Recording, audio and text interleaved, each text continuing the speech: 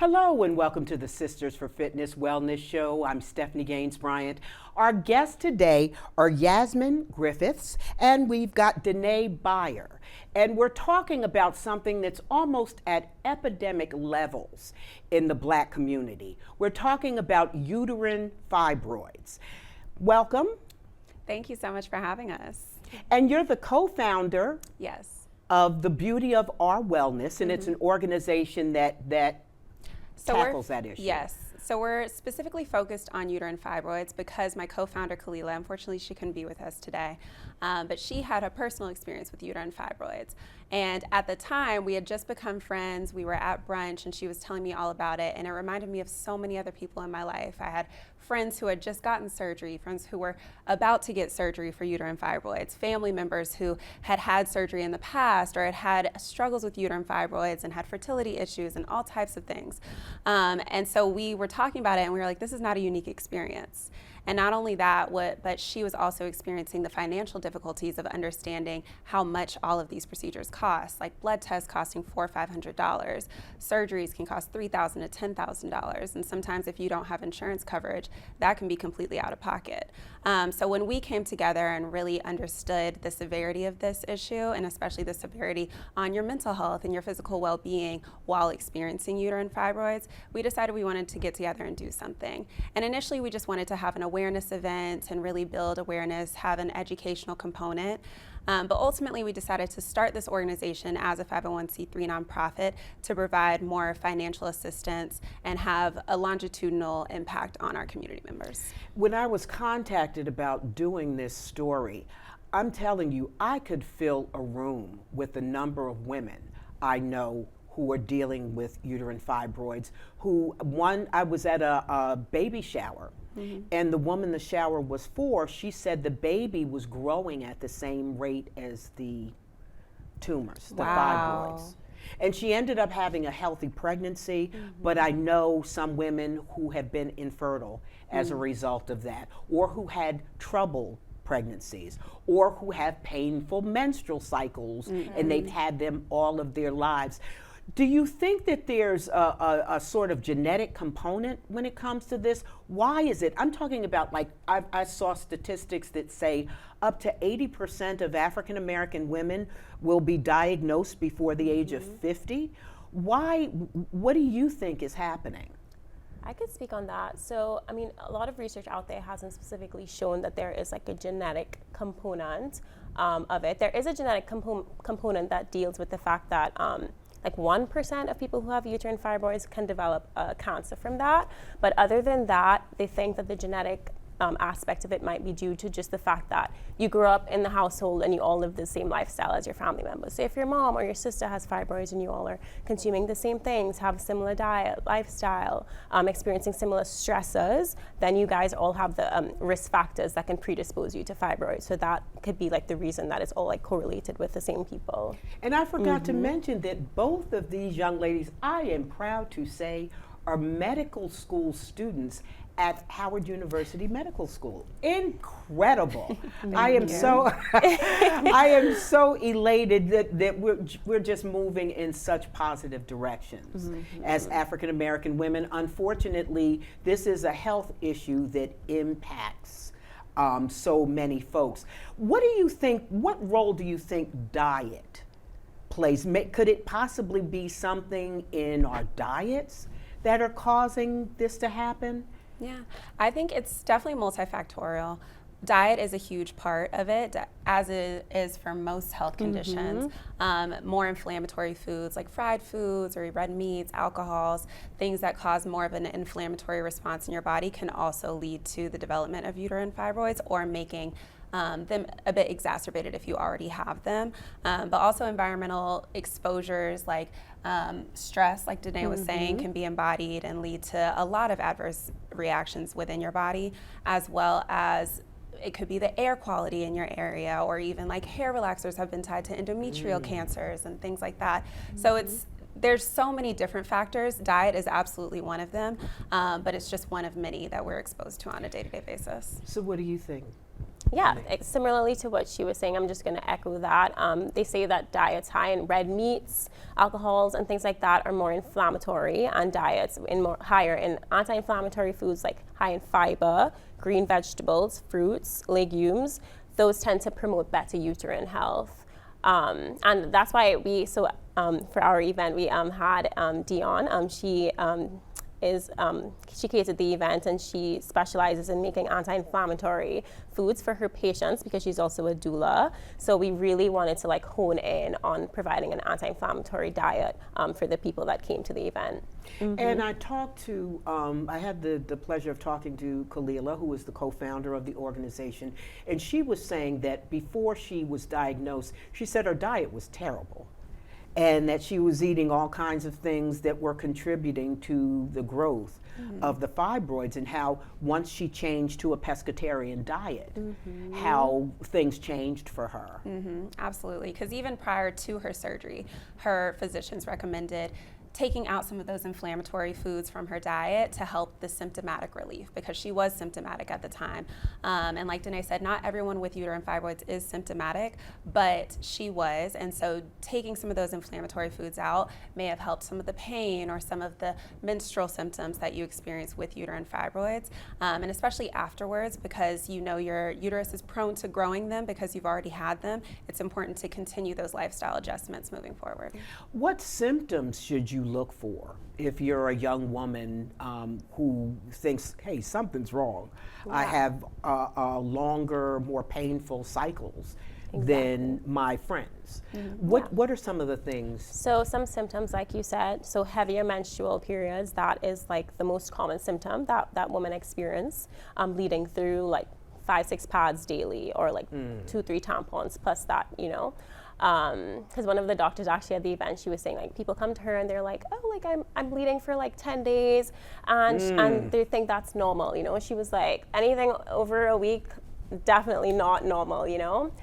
So that you can have increased pain. There's also a term used called bulk symptoms. So fibroids can be like tiny and like unidentifiable, or they can be pretty much like large and bulky. And when they become that large, they can start to compress organs around the uterus. So that can include like your bowels or like your bladder. And that can lead to symptoms such as urinary frequency. So you're running to the bathroom more often than usual, or you're constipated because now you have that mass kind of compressing your rectum, so your stool can't pass. So just like those kind of symptoms you want to be on the lookout for. One of the symptoms too, or one of the things I noticed about some women who suffer from uterine fibroids, is that belly. Yes. That kind of and not only is it a physical thing, but what it does to you mentally, to know you're not pregnant and people are asking you, are you pregnant? Absolutely. Have you heard that? Yes, from so many friends, Kalila included, that she felt she was naturally a very petite woman, and felt like she was having this mass growing. And she felt, to her, she was like, I look 6 months pregnant and I'm not used to looking this way. But even at our event we had this past weekend, one of the OBGYNs said that's something to pay attention to. If you know you're naturally smaller in every other area but your belly's growing, that's something to be aware of. It's not just like, oh, maybe you're bloated, maybe you ate too much bread. Like, really build that relationship with your OBGYN and find someone you can trust to talk to and say, is this normal? Can we figure this out? Because you can see a difference when you are experiencing some of those larger, bulkier uterine fibroids. And it's important to have somebody that you can talk to and say, is this normal? Is this not? What can we do about it? And how can you help? And it's got to be something that weighs on your self-esteem, because we're such a society that's so body oriented, how your body looks, and to know that you've got this thing that makes you look pregnant and you're not, you don't feel attractive anymore. Have you heard much about that, with women experiencing that as well, with just not feeling mentally well? Right. Yeah, I would imagine. So personally, I haven't had a friend with uterine fibroids, but just like even like from social media, and Kalila as well, as Yasmine was saying, just like having that bloated stomach when you're generally petite, like I could imagine like they would have some like self-image issues, but that's why it's really important, and we want to focus as well on mental health and holistic wellness, like with our organization. Now, with the organization, you all recently did an event, and the event is it kind of, you guys, the unique part about what you do is you're mixing art and wellness. How does that work? Yes, absolutely. So luckily, through our first event, we had the opportunity to partner with the Wright Collection. And this is a husband and wife duo who have a phenomenal art collection. Kalila had worked with them in the past. The wife, Dr. Tanya Wright, she's actually an obstetrician gynecologist, and the husband, Dr. Atu White, is a radiation oncologist. So we had the opportunity to receive some of their artworks on Lind for the event to have an art display in the event itself.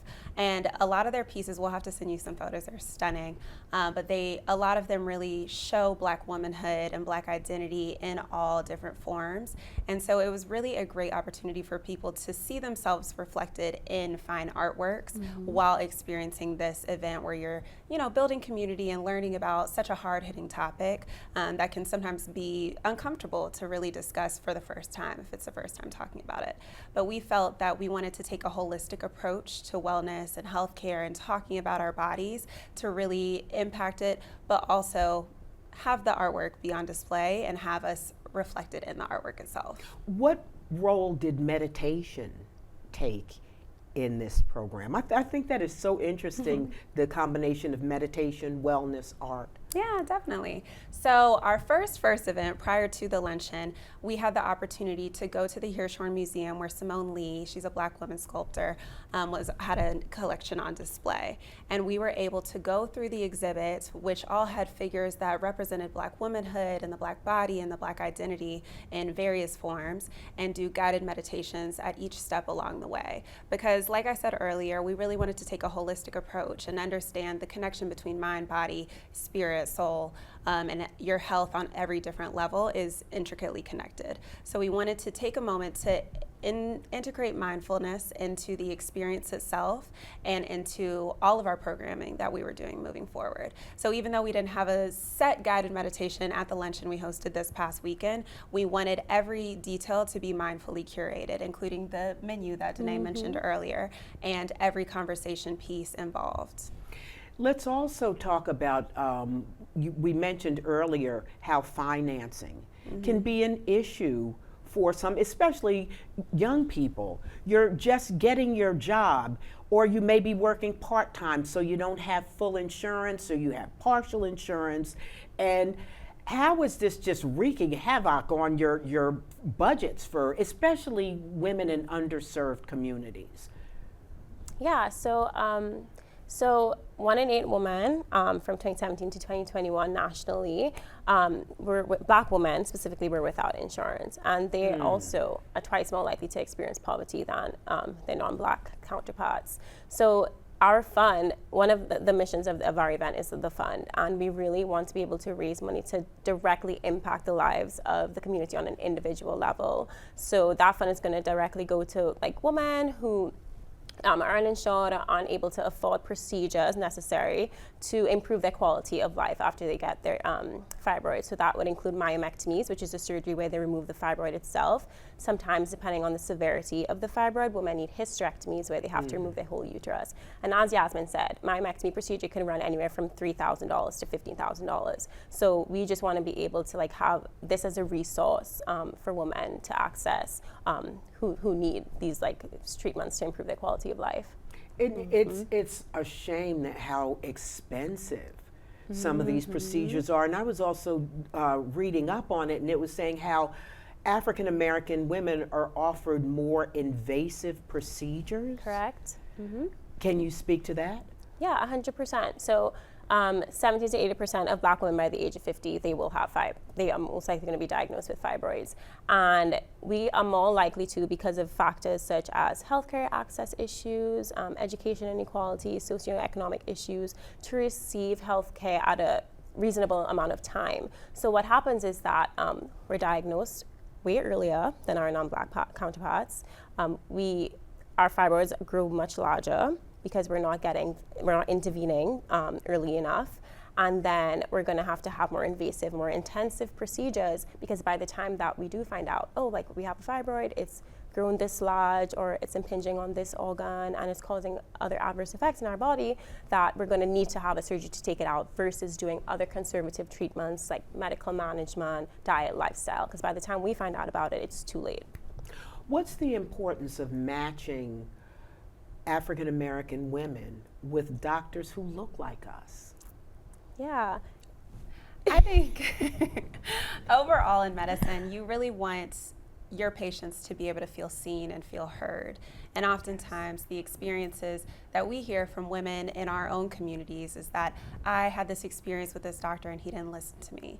We had physicians at the event who were Black women obstetricians and gynecologists who had absolute horror stories from women who had gone to doctors for years, complained of these symptoms that sounded just like fibroids, and the doctors were just like, oh, that's unfortunate, maybe you can try having sex a different way, or maybe you can try not having sex, or maybe it's just, you should just get a hysterectomy, to a young woman who intends on having children, when there are other options available. And so I think not all physicians who don't look like their patients are incapable of showing empathy, because you really want every physician to show empathy and be able to understand their patients. But oftentimes having that level of comfort and feeling like your identity is represented in the person that you're looking at, in the person that you're seeking care from, can have huge impacts. And so we really want people to be able to have that resource and have Black women experiencing fibroids and provided with Black women obstetricians and gynecologists who can provide them the care that they so need. You know, and it's not just in the area of uterine fibroids, but it's OBGYN, period. I'm probably twice you guys' age, and I could tell you some horror stories of how doctors have talked to me like I'm stupid. I remember this one, she kept saying over and over, do you understand? What? Yeah, What do you mean? Yeah, I mean, just having no, or during a pregnancy, I'm saying, hey, I'm experiencing this and nobody hears me. It's like you're screaming in the dark. Right. Hey, I'm tired all the time. I don't feel well. This is happening. That's happening. And oh, you'll be fine. And at the end of the day, you're the patient, you know your body the best. You know yourself, you're the expert. And so for a physician to not listen to you and just downplay your symptoms, that's devastating and can have impacts all throughout your life. You may not ever trust a physician again, and may not ever want to go get care, and then maybe it'll lead to even worse outcomes. Correct. So we really wanted to hit it on the front end and find ways to connect people with a community that they trust and can really confide in and feel heard, and like you said, feel seen. Now, you were working on becoming an OBGYN? Yes, I am. I'm so excited. So what made you want to do that field or go into that? Because, okay, so just growing up, I feel like I always wanted to be a physician, but in terms of what made me dive particularly in it, so my grandmother on my mom's side, she had a personal experience with uterine health issues. Coming from Trinidad, we don't have the best resources, so she wasn't able to receive the care that she needed, and she ended up succumbing to her illness, of course. That just, I guess, kind of was impactful for me. And then coming to the U.S. and just having exposure to the different fields, when I did my rotation in OB-GYN, it kind of solidified for me that this is what I wanted to do and just impact women in my community. How about you? I think coming into medicine felt divinely aligned because I've been surrounded by medicine my entire life. My parents are both physicians in the emergency department. Yes. Okay. And at a young age, I feel like I saw a lot of medical conditions. My cousin had 2 organ transplants very young. My grandmother had breast cancer twice and then had Alzheimer's as she got older. A lot of members of my family had cardiac conditions. So I always knew I was interested in healthcare and interested in medicine, but I wanted to understand why it seemed like the Black people I knew and the Black people in my community were living sicker and dying younger. So I got really interested in medicine, but I also got interested in the healthcare disparities part. And so I ended up studying public health prior to coming to medical school. And that's where I really learned about the embodiment of stress, especially among Black women, and how having increased levels of cortisol, that stress hormone, over long periods of time can lead to premature birth outcomes, can lead to all types of adverse health outcomes in women specifically. So it really gave me that inspiration to go deeper into women's health and understanding why we have these differences in health outcomes, specifically among Black women, but seeing what we can do about it, both on the population level through more public health interventions and on the individual level by coming to medical school. What can we do to make young people more proactive when it comes, young women, to become more proactive when it comes to their health? How can we present it in a way to make it more palatable, to hey, yeah, I'm gonna watch my diet, I'm gonna do this, I'm gonna do that, I'm gonna pay attention to some of these things I'm feeling. Yeah. How can we do that? I think part of it is just exposure and allowing people to have agency over their bodies. I know one of my friends is my age and came to our event and said she loved it, and she's like, but honestly, I had no idea what a fibroid was before coming to this event. Like, I didn't know any of the symptoms to look out for. I had no idea, but I honestly do feel inspired to go and talk to my gynecologist about it next time I go, to understand better like what to look out for and how to better care for my body and things like that. And I think even those small things, like having a person understand what something is and understand more about their bodies, can give you more agency over it, to feel like I can really speak up for myself and I can look out for different things that I can do to take better care. You just mentioned something key. We don't speak up for ourselves when we go into the doctor's office. Ask them questions. Mm-hmm. Make sure you are informed about what, because people will tell you anything. You may not need that surgery. Mm-hmm. You may get a second opinion and it's not what the first doctor said. Ask questions. It is your body. Correct. Absolutely. And I was going to speak a little bit more to what young people can do. So there is an organization through Howard that I've been able to teach at the middle school at Howard, reproductive health care. So just maybe more interventions like that going into high schools, and just having that exposure, like having kids have that exposure at that age versus like finding out for the first time at our age, the different like uterine health issues that there are and things like that, what they can do. That's what Yasmine was talking about. She said, I shouldn't have found out at age 27 what a uterine fibroid was. I should have known that. Yes, before. exactly. And even like you were mentioning, having different physicians give you different options. One of the physicians who spoke at our event this past weekend, Dr. Sean Davis-Walensky, was mentioning that sometimes you'll be offered different options as far as what will treat the uterine fibroid, but you won't be told everything about it. So there are some procedures that may treat the fibroid and may treat the symptoms, but then it'll end up making you infertile in the long term. Yep. And if you're not offered all of the information, or if you don't ask all of the questions, then you may end up in a situation that you did not actually want to be in because you weren't offered as much information as you could have had. What's next for you guys as far as planning events for the future? And how successful was the last program you did? Oh, it was very successful. Yeah. It was completely sold out, well in advance actually. And so we had people reaching out for weeks trying to get into it. And so it really was inspiring to see how many people wanted to show up and be a part of that event. And so we plan to make it an annual event. So that was the beauty of our wellness benefit luncheon. And so as Danae mentioned, that was a benefit event to contribute to the fund that we hope to provide financial support to women experiencing uterine fibroids. So that's one part. And then we also intend to continue doing arts and wellness events similar to the event that we did at the Hirshhorn that might take different shapes and forms depending on what's available to us. But we also just intend to continue doing more educational awareness initiatives and awareness campaigns to really build up this community that we're already seeing form. Yes. Danae, where do you think? So I going also from here? would be interested in us maybe doing more events that are within the community, so that people who are of these like who we want to help, underprivileged communities, vulnerable communities, that they also can directly have access to the education and the awareness that we're talking about. Also, we want to call like physicians to do more research. So this was also an event, like so physicians can be aware, like, oh, like this is what the medical students are saying. Like we need to really act on it and maybe help that, like encourage them to like donate and things like that. And I really think there should be more research on how this impacts us on an emotional level, on a mental health level, the genetics part of it. I don't have it in my family either. I have other things, but that's not something that I've ever experienced, nor I have 3 sisters. None of them have ever, yet you have other families where everybody has it, just like with diabetes and heart disease. I'm sure we could fill 3 rooms. I'm sure. Right. And you were talking about how inflammation, we were talking earlier about how inflammation, that impacts not just uterine fibroids, but things like diabetes as well. Absolutely, everything in your body, really. Because you're a yoga teacher. Yes, I am, So, as are you.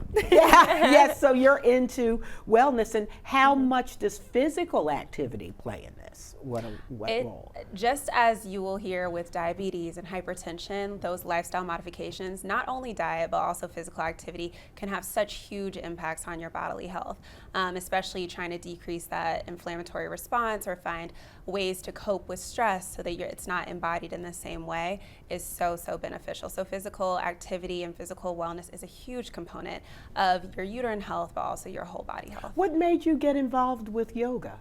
You know, honestly, I was in grad school living in the Bay Area at the time, and it was a stressful time, and I loved to work out, but I was like, I want something different. Like, I need something that's really gonna like help my mental health and like help me feel a little bit more calm.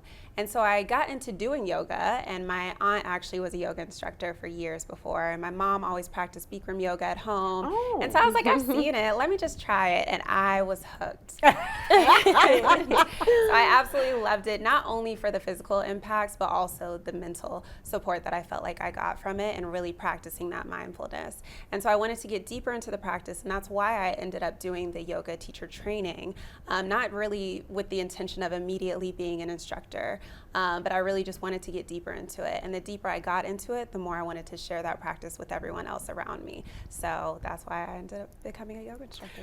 So last question is, how do you all find the women that you donate to? Is there a particular thing, do they contact you guys, or how does that work? Yeah, so we have an application process, and it will actually be open to the public by the end of this month. Okay. And so the application is an online portal that's also like HIPAA compliant and everything. And so it'll just ask questions basically looking at like age and demographics, what you're experiencing right now, if it's uterine fibroids or something else, and what your financial need is. If you have some health insurance coverage, but it doesn't cover all of it, if you have no health insurance coverage, what that really looks like.